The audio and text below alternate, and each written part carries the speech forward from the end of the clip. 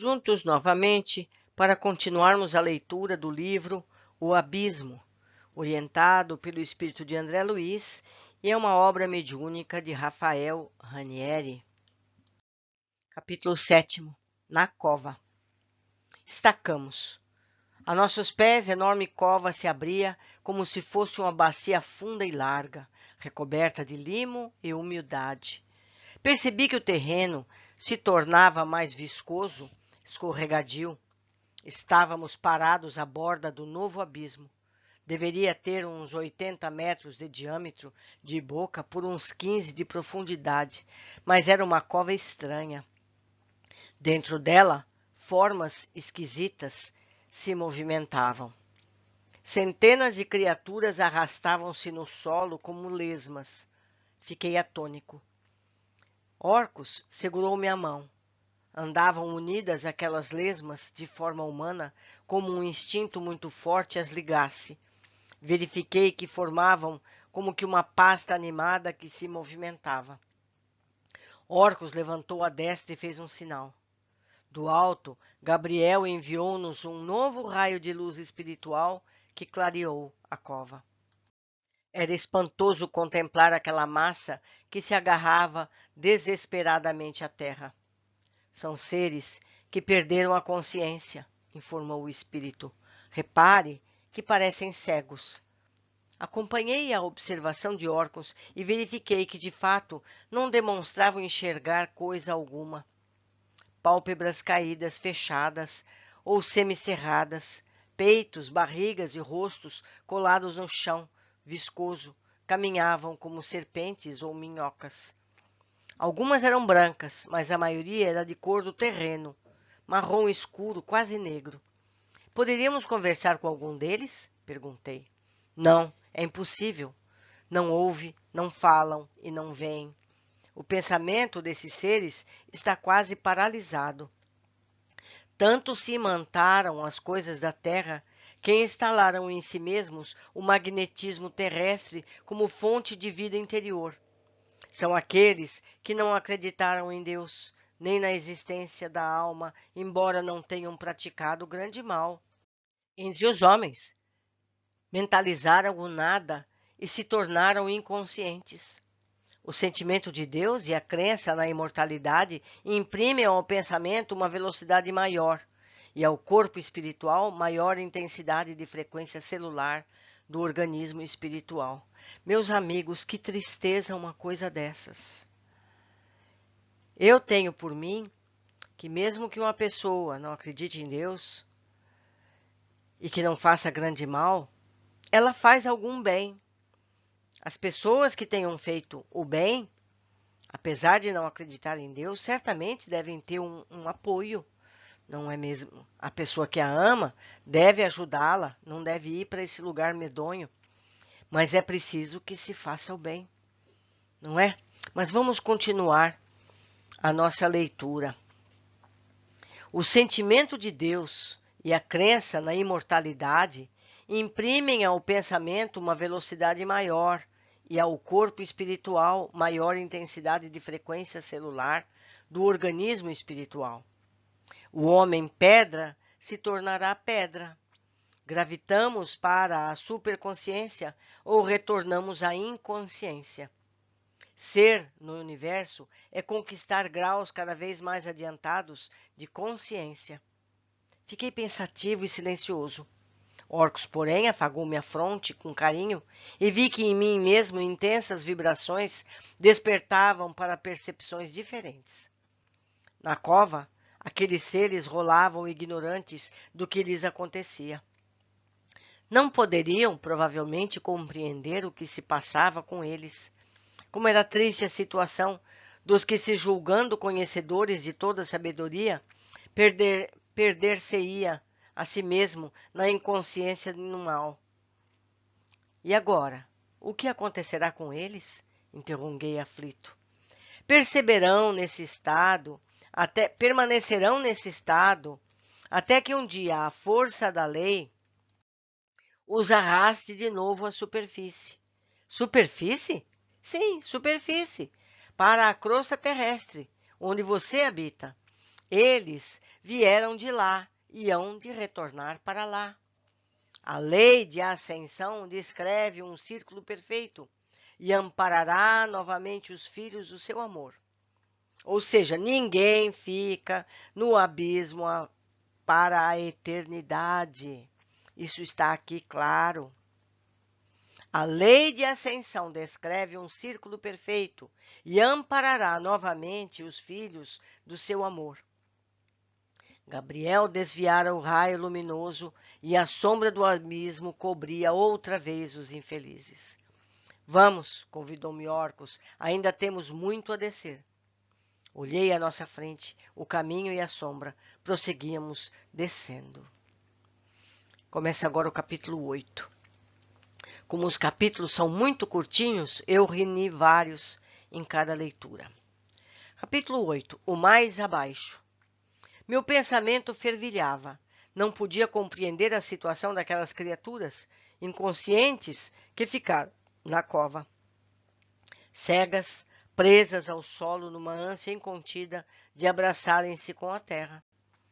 Nisto, fomos surpreendidos por enorme serpente de cor escura que se atravessou em nosso caminho. Quis gritar, mas Orcus tapou-me delicadamente a boca com a mão. A serpente passou por nós, sem nos perceber. Contudo, de repente, voltou-se para nos ver, e então eu soltei um horroroso grito de espanto e terror. A serpente possuía cara de homem e nos olhava com os olhos chamejantes. A cara, presa à casca, deixava entrever um ser humano, escravizado à terrível prisão. O olhar do ofídio era de tristeza e dor. 2 lágrimas rolavam-lhe dos olhos tristes. Piedade, piedade, suplicou-nos com acento tristonho. Não pude deixar de chorar. Estranha comoção dominou meu ser. Como te chamas? Interroguei. Para que desejas saber meu nome? Aqueles que caíram tanto não têm mais nome. Contemplei assombrado e cheio de piedade, como era dolorosa a sua situação. Por que vives assim escravizado à roupagem de uma serpente? Egoísta e mau, reduzi meu corpo espiritual à forma rastejante que agora vês. Jamais tive um pensamento de amor para quem quer que seja. Nunca estendi a mão ao pobre ou sofredor. Como castigo, perdi as mãos e rolo nos abismos. Orcus apertou-me a mão e um fluxo magnético penetrou meu ser, dando-me novo ânimo. Só o tempo poderá arrastar-te das sombras para a luz. Nada poderemos fazer, infelizmente, disse Orcus. A serpente, ouvindo isso, deslizou para a região mais escura e perdeu-se em meio de fantástica vegetação que crescia junto às rochas. Fitei Orcus frente a frente e percebi que os seus olhos também se marejavam de lágrimas. Meu filho, compreendo seu espanto, mas nada podemos diante da lei. Quem assume compromissos com a lei fica obrigado a pagar até o último ceitil. Os seres que se fecham no egoísmo e na indiferença ou se precipitam no mal, destroem por si mesmos os tecidos perispirituais e iniciam a desagregação do organismo psíquico. Ninguém comete o mal impunemente. Deus, em sua infinita bondade, permite que aqueles que caíram retornem à superfície após sofrimentos extraordinários. Aquela serpente apenas retornou às formas inferiores porque já passara na escala evolutiva dos seres. Assim, todos aqueles que se desviaram da lei precipitar-se a si mesmo na degradação das formas inferiores. E depois, interroguei, estacionam ou a queda não tem fim? Todos os seres podem subir ou podem descer. Todavia, como a misericórdia de Deus é infinita, cada vez que um espírito cai, a providência divina o ampara com suas mãos cheias de amor, e o ser estaciona no tempo e no espaço. O nosso amigo serpente estacionou há 6 milênios. Olhem bem, meus amigos, esse indivíduo está há 6.000 anos na forma de serpente devido ao bem que não praticou. Continuando, o nosso amigo serpente estacionou há 6 milênios no tempo e desceu a regiões inferiores no espaço. Alguns conquistaram as altitudes e os cimos, outros estacionaram nos abismos, não descem, contudo, ao desamparo. Em toda parte está a casa de Deus, e labutam mãos misericordiosas. O escafandro de casca que ostenta o nosso amigo é misericórdia divina em forma de vestimenta protetora. Por enquanto, perdeu apenas os membros. Se continuar caindo dentro de si mesmo, perderá a consciência. E depois, contemplou-me Orcus tristemente. Se prosseguir, se desagregará completamente. Então, já haverá a segunda morte. A segunda morte, meus amigos. A segunda morte. Eu tenho um livro a respeito, pode ser que eu venha ler para vocês. Capítulo 9. Meditação no subsolo. Eu ainda estava preocupado com o problema da segunda morte, sem compreender, na realidade, o que acontecia aos seres que se precipitavam nos abismos interiores. Quando fomos surpreendidos pelos gritos de fantásticas aves negras que em bando cortavam os espaços abismais. Pareciam enormes morcegos de asas sem penas, porém revestidas de leve pelo ou penugem. Agarrei-me a Orcus assustado. Ele, contudo, disse-me naturalmente: observe que também exibem estranhas fisionomias de criaturas humanas. Realmente, as aves eram outros tantos condenados às deformações das formas perispirituais. Rostos humanos ou ex-humanos saltavam entre as asas escuras que cindiam as camadas de poeira do abismo. Sobrevoavam píncaros pontiagudos e atravessavam zonas levemente dominadas pelos raios de luz irradiada por Gabriel. Parecia-nos, todavia, que voavam a quilômetros de distância do anjo colocado sobre o abismo. Orcus continuou descendo e eu acompanhei-o silencioso, certo de que descíamos a regiões pouco frequentadas pelos seres mais conscientes do mundo.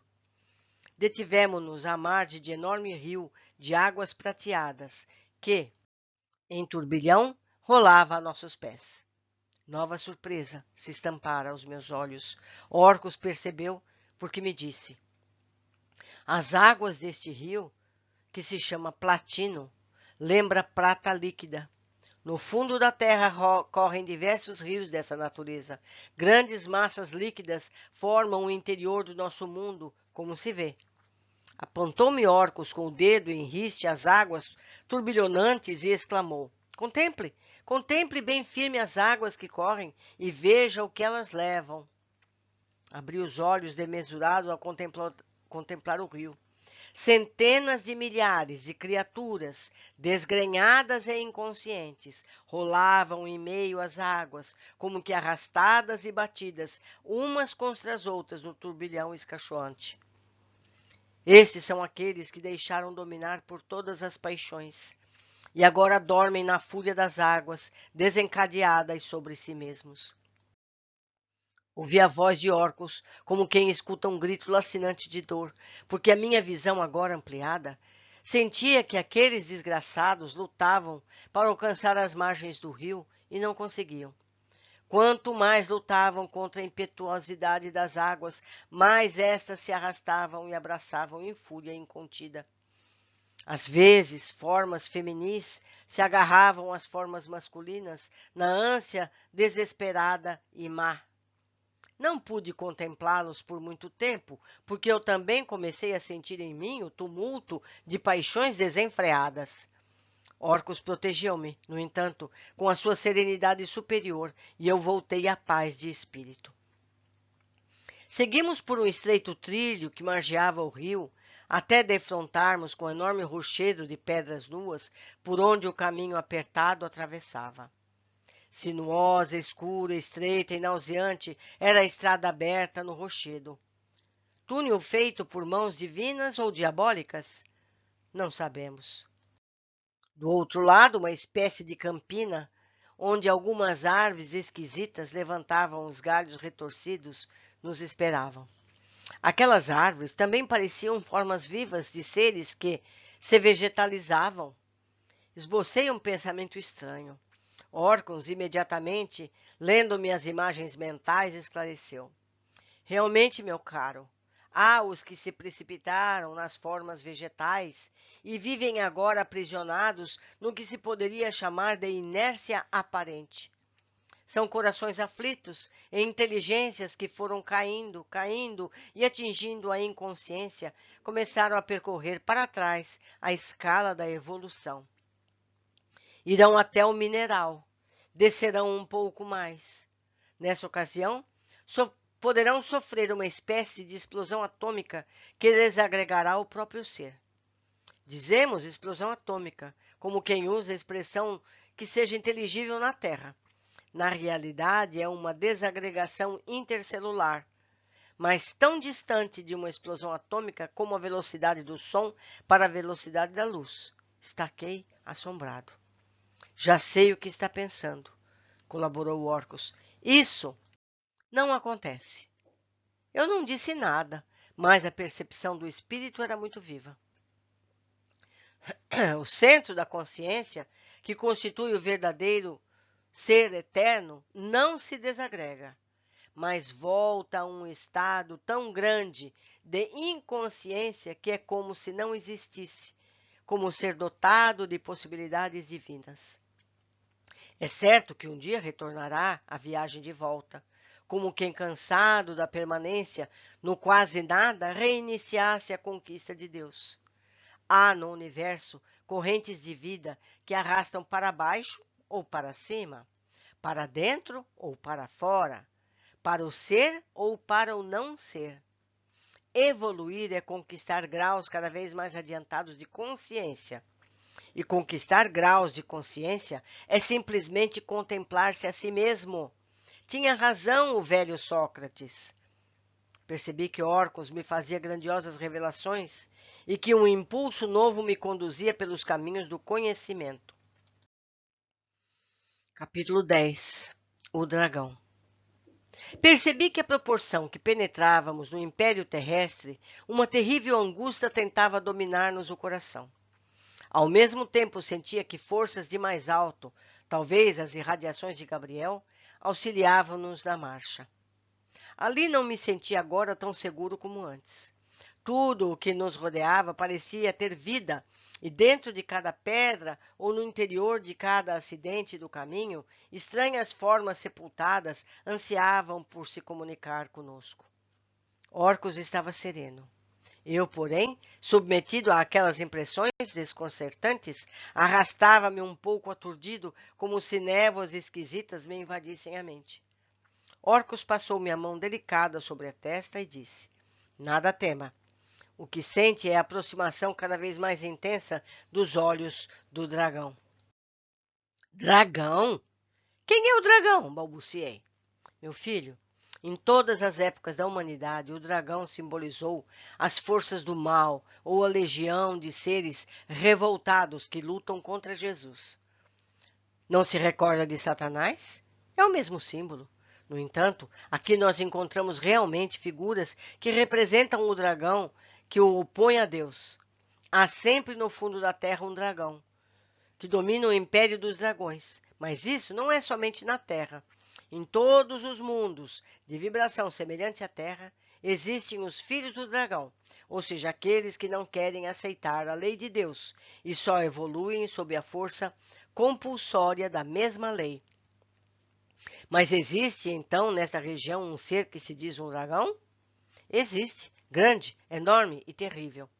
É possível que você o veja e que também conheça os seus filhos. Calei-me. Um silêncio sem limites tomara conta de minha alma. Olhei para o alto, estarrecido. Verifiquei que Gabriel era apenas um ponto luminoso na distância, como uma estrela em pleno firmamento. Havíamos descido centenas ou milhares de quilômetros. Terra adentro havíamos penetrado nas profundezas do abismo. Onde me levaria ainda Orcus? O amigo pareceu compreender-me, porque segredou. Agradeça a Deus a oportunidade, porque Jesus também desceu a essas regiões antes de subir para o nosso Pai Celestial. É verdade, meus amigos.